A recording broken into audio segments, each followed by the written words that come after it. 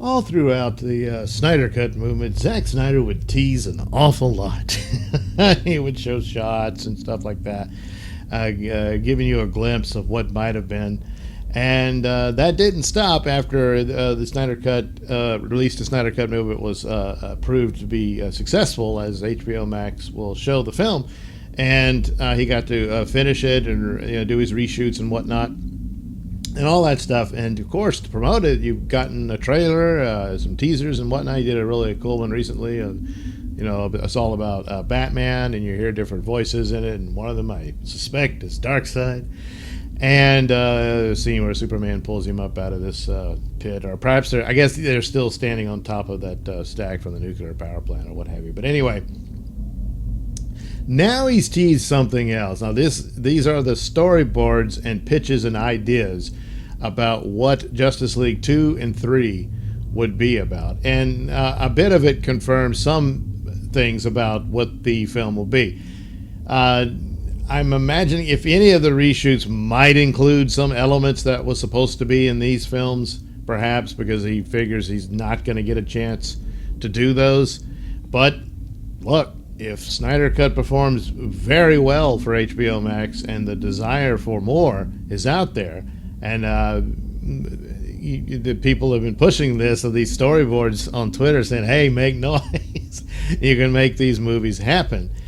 Then maybe so. But the way things are sounding, and with J.J. Abrams lurking about there, it's a tough battle to overcome. I know a lot of Snyder Cut people will keep harping on Jeff Johns, and like he's not the problem anymore, if he ever really was. I mean, he stepped in looking for an opportunity, and that's about it.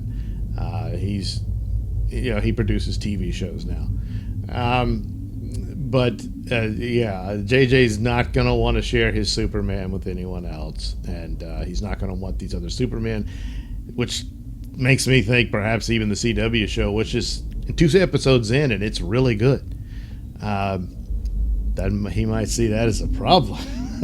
And all of a sudden, there's all kinds of scandals about the writers and performers on that show, and they all got to be fired. It could happen, but anyway, we're still going to get the Snyder Cut, but it was supposed to be part 1 of a 3-part story as far as Justice League goes, with solo films for the other characters, which also didn't happen. We got Wonder Woman and Aquaman, really, about this. That introduced characters, and so Suicide Squad to a certain extent. But it didn't come together the way it's supposed to be. And the Flash film not getting done is rather important, because apparently Captain Cold was supposed to be in that film, as he will be a part, or was going to be a part, of Justice League 2. So what I'm thinking is, and it's going to be major spoilers, more or less. I mean, you can kind of decide, oh, well, maybe this is how it happened in the film. The likelihood that a lot of this stuff will ever come is, again, very, unlikely. But perhaps, if enough noise is made, it will.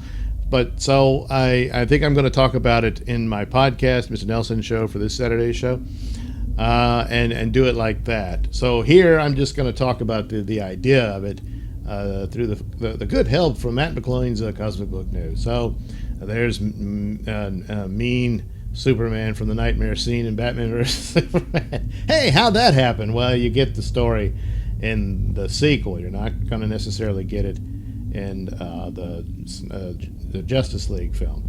So anyway, Justice League 2 details revealed through Zack Snyder storyboards that are part of a Justice League exhibit. Storyboards are part of a dreamscape of Zack Snyder's Justice League exhibit in downtown Dallas, which also shows off a look at the nightmare characters, including Batman, Joker, Cyborg, and the Flash. Snacks, I keep almost calling him Zack Snyder. Or Snack Cider. Anyway, Zack Snyder recently confirmed Justice League 2 would feature the Nightmare Universe, which is the alternate universe where Darkseid comes to Earth, turns Superman bad, and the remaining Justice League members fight back. Yeah, the remaining, because here's one of the spoilers: Aquaman and Wonder Woman don't survive. So what inspired the Joker's look was the sort of post-apocalyptic world that I'm a huge fan of, and really the idea was that as the movies progressed, the next movie, if there ever was one, and it doesn't seem like there ever will be, But if there was, it would exist primarily in that world, with them trying to get it right. Snyder revealed at IGN FanFest about Justice League 2. I'd plant the seeds, as I had wanted to, of what would come in the later films, so that's in there. But as far as those stories that would be to come, if ever that happened, well, and it does not look like it would, but I think it's easy to speculate based on that. So, a couple of years ago, Kevin Smith also previously revealed major spoilers for both Zack Snyder's Justice League 2 and 3. So, he tells you to check out the storyboards below. Somebody on Twitter here, Ales or Allies? Okay, whatever. You can see it on the screen. There's the storyboards that he just walked up to the exhibit and photographed him, but you study them, you can see what's written, and it describes how the story goes and where it's supposed to end up. There's a lot of cool elements in it. It confirms a lot of things that had been rumored about it, and also some that aren't so. I'm not sure exactly, but I always thought that it would end up that Cyborg would become more machine than man, and maybe I think there is some of that, but I thought he would be completely, robotic, and there wouldn't be any human, like his face or anything wouldn't be seen anymore. But apparently that's not the case. Some of the models for post-apocalypse, that doesn't mean his personality is probably more robotic, because I think Steppenwolf damn near kills him or does kill him at one point, but they're able to bring him back, something along those lines. Of course, he got torn up in the theatrical release that Joss Whedon did, but I'm thinking it's far more serious in the original. The Flash has a more beefed up suit and all that, and of course getting him ready for his time travel. And then of course Batman in his coat. And the rest of the team are, they're villains. Apparently Deadshot would show up, and Deathstroke, we knew he'd be in there. And so there you go. And Superman, of course, has turned evil. Darkseid has killed Lois Lane, and that's how Superman became, he was so broken by that he was vulnerable to Darkseid's anti-life equation, with Lex Luthor unwillingly survives with little help from a Batman villain. Can you guess? And that's the way it goes, and it unlocks everything with Darkseid, and Superman falls to Darkseid's will. And then, of course, the plan is to change time, so you need Flash to travel back in time and do this. And Green Lantern does appear, eventually gets there, and the whole idea is that they get back to that history lesson where it was the Atlanteans and the humans and the Amazons and the Green Lanterns showing up to battle Darkseid, and it happens all over again with Justice League and all that. And ultimately, the time travel warp thing works, and they fight Darkseid, and they're able to defeat him, and there you go, everything's happy again. Leaving out a lot of details. A lot of it is fine. It sounds really cool. It's very epic, and I think if they had kept pursuing the miniseries idea, and these could be seasons, would work perfectly like that. That they would have the Justice League Game of Thrones rather than, like they were talking like Lord of the Rings trilogy, which are very long films, of course, but they could have gone the Game of Thrones route with this stuff, and would have been cool. The only thing that really bothers me is, I talked about in earlier videos that was revealed, this business of Bruce Wayne and Lois Lane. I don't like it. Even within the context of the story they presented here, I don't think there's enough material there. Perhaps they would shoot it, but I mean, I don't know. That there was a relationship developed. Theoretically, you could see, but how long is Superman dead in this before he's revived? Lois has a weak moment. She's lonely. I could see her being upset and Batman feeling guilty about what happened to Superman, and she would not. I don't think she would be turning to him. I don't know that she would have the intellect enough not to blame him completely. But he really screwed up and fell for Luthor's plan, and this ends up getting Superman killed. So yeah, I'm not liking the Lois Lane Bruce Wayne romance angle. I know the story is a setup for Bruce Wayne to have his ultimate sacrifice, which I think that's been spoiled a long time too, and that was how it was going to end. maybe a romance with Wonder Woman could have worked for him. But I think ultimately he really wants an ultimate purpose for his life and what he's been doing. And when you see him in Batman versus Superman, he's still fighting crime and stuff, but he's already admitted in there that it's an endless battle and he's never really going to win it, and that he's looking for something greater. He thinks it's taking down Superman, but then it becomes this, and this was his ultimate purpose.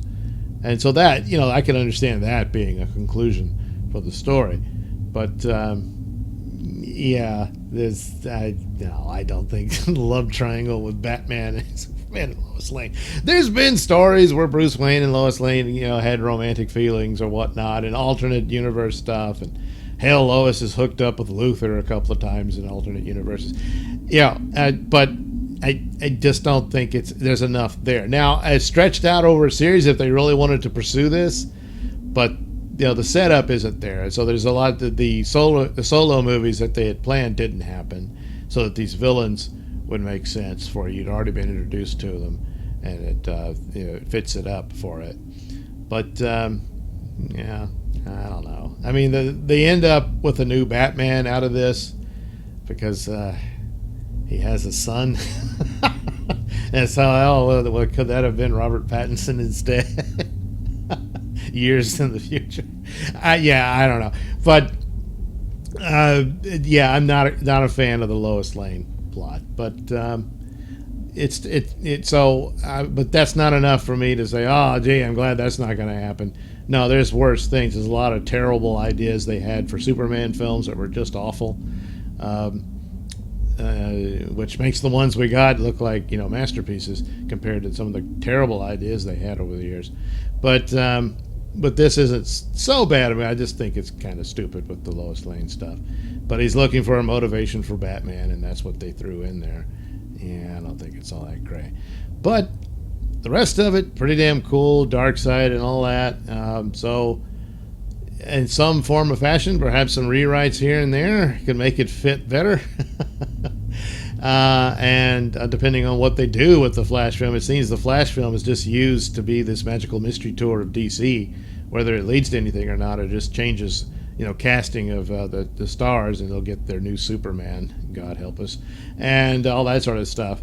But yeah, it doesn't seem like it'll do anything to set up Justice League in the sense of his villains reoccurring in it. Maybe so, but it's going to be so crowded with stuff. It's barely even it's more of a DC film for the DC Universe film than it is a Flash film. His own story probably gets lost in something like that.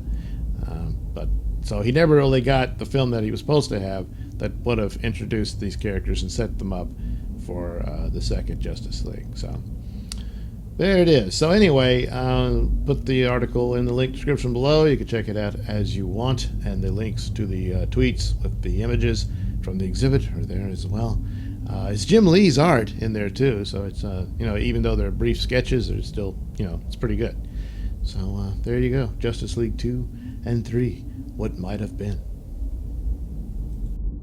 Thanks for watching and listening. Say, while you're still here, why not like and subscribe and share with your many friends? Yes. Also, check out my mini stores in the link description below. Yes, where you can get t-shirts, hats, mugs, all those goodies with my artwork on them. Oh, yeah.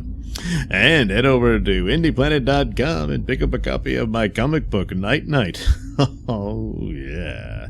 You can also catch me at my podcast, Mr Nailsin Show, on RadioMisfits.com. And you can also watch my videos on BitChute.com and now on Rumble.com. Oh, my goodness. So many places to watch me and my stuff. Oh, yeah. And if that's not enough for you, well, you can follow me on many social media platforms and say hi to your old pal, Mr. Nailsin.